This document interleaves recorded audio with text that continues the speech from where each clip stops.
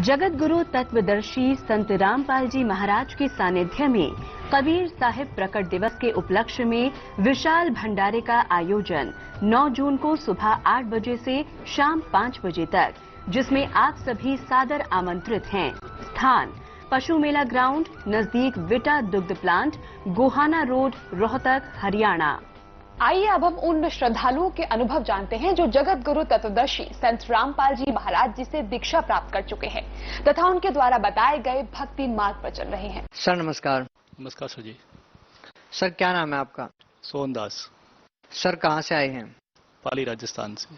Sir क्या काम करते हैं? मैं आईए की पोस्ट पे हूँ, इन्फॉर्मेटिक असिस्टेंट। सर संत रामपाल जी महाराज से नाम दीक्षा लेने से पहले आप क्या भक्ति साधना करते थे? संत रामपाल जी महाराज दीक्षा लेने से पहले मैं कुल देवी और अपने कुल देवता की पूजा करते थे, जिसमें कुल देवता सोनाना खिल्ला जी महाराज जो कि राजस्थान के अंदर देसूरी के अंदर हैं। वहाँ पर महीने में या 4 महीने में एक बार हम लोग जाते थे। वहाँ पर नारियल चढ़ाना और फेरी देना और सब तरह के कार्य करना। इसके अलावा कुल देवी जो जगदम्बा का रूप है, अर्बुदा देवी जो माउंट आबू के अंदर स्थित है, वहाँ पर साल में एक बार जाते थे। वहाँ पर प्रसादी करते थे और पूरे परिवार के साथ जाते थे और उनकी पूजा हम करते रहते। इसके अलावा मंदिरों में भी या फिर जो भी कोई गणेश चौथ होती थी या महाशिवरात्रि होती थी, वो सब तरह के व्रत उपवास भी हम लोग करते थे। सर जो पूजा आप पहले करते थे, उन पूजाओं को करने से आपको क्या लाभ मिला? वो पूजा और साधना जो हम करते थे वो हम एक परंपरा के रूप में जो हमारे घर में चली आ रही थी उसके अनुरूप करते थे। उस पूजा और साधना करने से हमें कोई लाभ नहीं हुआ, उल्टे हमें उस साधना करने से दिन ब दिन परेशानियां बढ़ती गई, आर्थिक खर्चे बढ़ते गए। क्योंकि जब भी कोई पूजा साधना करनी होती थी तो हमें पूरे परिवार के साथ गाड़ी करके और उस स्थान पर जाना होता है, 2 दिन रुकना पड़ता है, पूरा भंडारा करना पड़ता है। सर संत रामपाल जी महाराज जी की शरण में कैसे आए? संत रामपाल जी महाराज की शरण में जब मैं स्कूल के अंदर एक प्राइवेट टीचर था, तब गर्मी की छुट्टियों के अंदर एक भगत जी ने कहा था कि हमारे गुरुजी है हरियाणा हिसार के अंदर बरवाला में, तो आप वहाँ पे चलो और उनका ज्ञान समझो और एक बार ऐसे ही घूम के आओ। तो वैसे हमारा हर छुट्टियों के अंदर प्रोग्राम होता था कि हमारी जो कुल देवी है माउंट आबू, वहाँ पर जाना होता था। तो इस बार गर्मी की छुट्टियों में मैं वहाँ ने जाके प्रोग्राम बनाया कि उन्होंने भगत जी के साथ में एक बार बरवाला हिसार घूम के आ जाए। तो मैं छुट्टियों के बहाने में ऐसे ही घूमने के हिसाब से बरवाला आश्रम पहुँच गया।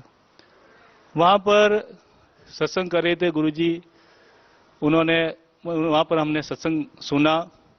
फिर कुछ भगत बाहर से आए थे, उनसे भी हमने पूछताछ की, लेकिन मेरे को कुछ समझ में नहीं आया, क्योंकि मैंने कभी न तो ज्ञान सुना था और न ही कभी गुरुजी धारण किए थे और न ही गुरु के बारे में कोई जानता था। मैं पहली बार कहीं ऐसी सत्संग में गया था जहाँ पर सारे भगत बैठ के सत्संग सुन रहे थे और ज्ञान की चर्चा कर रहे थे। लेकिन एक दिन बीत गया पूरे आश्रम के अंदर।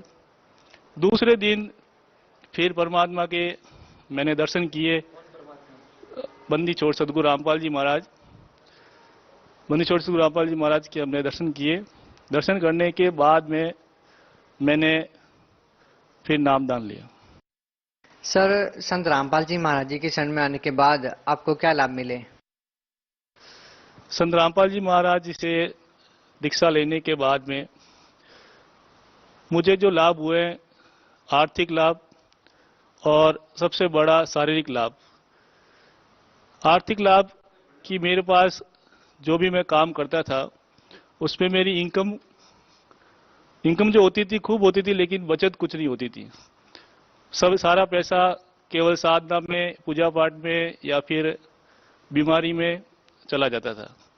सुबह 6 बजे से लेकर रात को 11 बजे तक मैं कंप्यूटर संबंधी काम, अकाउंटिंग का करता था, अलग अलग जगह जाकर। इनकम बहुत होने पर भी मेरा बचत कुछ नहीं हो पाती थी और मानसिक परेशानी अलग रहती थी। पहला लाभ तो ये हुआ कि परमात्मा ने मुझे सरकारी नौकरी दिला दी, जिसकी मैं कभी जिंदगी में कल्पना नहीं कर सकता था, और मैं नहीं मानता था कि मेरी कभी नौकरी भी लगेगी। मैं प्राइवेट नौकरी में ही ठीक था, लेकिन परमात्मा की दया हुई और मुझे सरकारी नौकरी मिल गई। बंदी चोर सदगुरु रामपाल जी महाराज की दया से हमें नौकरी मिली, और आज गुरु जी संत रामपाल जी महाराज की दया से आर्थिक समस्या हमारी खत्म हो गई है। इसके अलावा रहने के लिए जो मकान नहीं था, गुरुजी ने हमें मकान भी दिला दिया।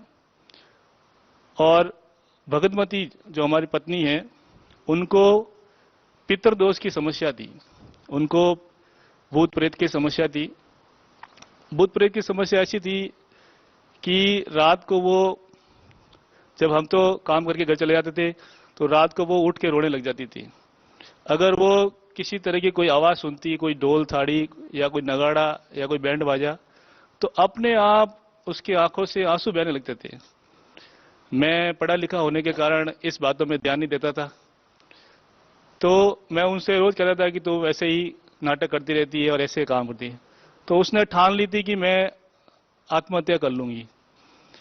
लेकिन संत रामपाल जी महाराज की शरण में मैं गया, तब मैंने नाम दीक्षा ली। नाम दीक्षा लेने के बाद में 4 महीने बाद भगतमती को मैंने बताया कि अगर आप भी वहां चलोगे तो आपका भी कष्ट निवारण हो जाएगा। भगतमती को लेकर पहले मैं बहुत से साधे संत के पास, बहुत से भोपा भोपी के पास, बहुत से थान थपड़े के पास गया। जहां पर भी जाता था वो यही कहते थे कि ये इनके कर्मों का दंड है, इनको भुगतना पड़ेगा और इसमें हम कुछ नहीं कर सकते। बहुत सा इलाज कराया, बहुत सा पैसा वेस्ट किया, लेकिन उसका कोई हमें लाभ नहीं मिला।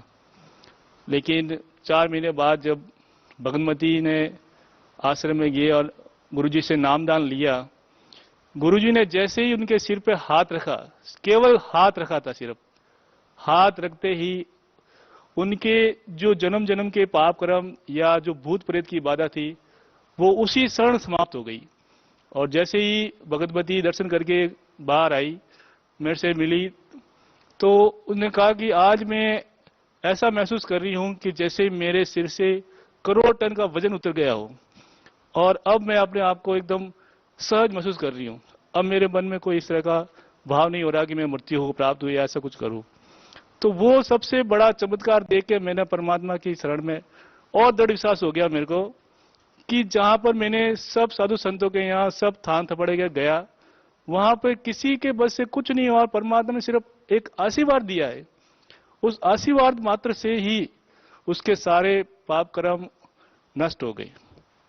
इसके अलावा मेरी जो सबसे बड़ी थी प्रार्थना गुरुजी से कि गुरुजी हमारे रहने के लिए कुटिया नहीं है, आप अगर कुटिया की व्यवस्था करें।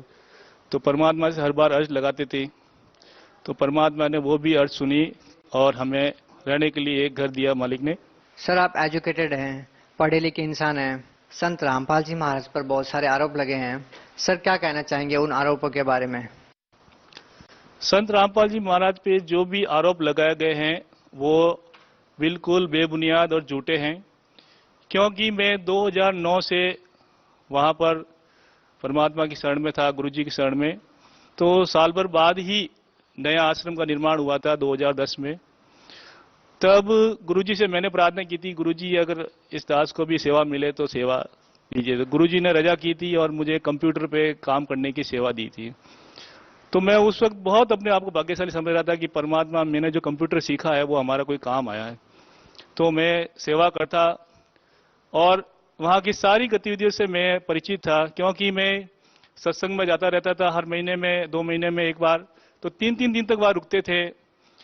गुरुजी की जो भी गतिविधि होती, गुरुजी के पास जाके हम चरण सेवा लेते थे, और भी जो सेवादार थे उनसे भी मिलते थे। सब तरह की व्यवस्था हम वहां देखते थे। इसलिए जो भी ये जो आरोप लगाए गए हैं वो सब झूठे और बेबुनियाद है। सर, आप भगत समाज को क्या संदेश देना चाहते हैं? भगत समाज को मैं यही संदेश देना चाहूंगा कि जितने भी प्राणी हैं इस संसार में, सभी संत रामपाल जी महाराज का ज्ञान समझकर और खुद अपने विवेक से निर्णय लेकर कि क्या सच है क्या गलत है, और जो दूसरे साधु संत महात्मा जो बता रहे हैं ज्ञान, वो केवल बिना शास्त्र के ज्ञान बता रहे हैं। न उनके पास कोई शास्त्र अनुकूल साधना है, न कोई उनके पास ऐसे मंत्र हैं जो आपके पाप कर्मों का नष्ट कर सके। लेकिन गुरुजी जो बताते हैं रामपाल जी महाराज, वो शास्त्र आधारित साधना बताते हैं। पूरे पुस्तकों को खोल खोल के प्रोजेक्टर के माध्यम से बताते हैं कि देखो ये क्या लिखा हुआ है, ये सच है, ये झूठ है। और वो साधु संत हैं जो केवल पौराणिक या फिर अपने मन गढ़ंत कहानियां बना के दूसरों को बनवाते हैं। सर, अभी संत रामपाल जी महाराज जी जेल में हैं, तो अब आपकी श्रद्धा कैसी है संत रामपाल जी महाराज जी में? जैसे सतलोक आश्रम बरवाला में आप दर्शन करने के लिए जाते थे, जो श्रद्धा आपकी उस टाइम पर थी, क्या वही श्रद्धा आप अभी भी संत रामपाल जी महाराज जी में रखते हैं? संत रामपाल जी महाराज के प्रति जो हमारी श्रद्धा पहले थी, वो अभी भी है और आगे भी वैसे ही रहेगी। क्योंकि गुरु एक ही होता है, और गुरु वही होता है जो आपके सभी शंकाओं का समाधान करे, और जो चीज आपको चाहिए वो आपके सोचने से पहले ही आपके सामने तैयार रखे। इसलिए हमारी गुरुजी में पूरी श्रद्धा है, जो पहली थी वैसे अभी है, और आगे भी जब तक हमारी सांसें चलेगी तब तक इसी तरह की श्रद्धा रहेगी। सर, आप हमारे चैनल से सरकार से क्या मांग करना चाहते हैं? इस चैनल के माध्यम से मैं सरकार से ये प्रार्थना करना चाहूंगा कि जो भी गुरुजी पे आरोप लगाए गए हैं सरकार के द्वारा, उन सभी की सीबीआई जांच की जाए। और जो भी मीडिया वाले हैं उन सबसे भी प्रार्थना है कि वो उन सब में जो जगह जगह रैली हो रही है, जंतर मंतर पर प्रदर्शन हो रहे हैं, जगह जगह पर अलग अलग मेमोरेंडम दिए जा रहे हैं, उन सब के सीबीआई जांच करा के भक्तों के सामने या दुनिया के सामने मीडिया के द्वारा बताया जाए कि सच्चाई क्या है। सर, बहुत बहुत धन्यवाद। सच्चाई।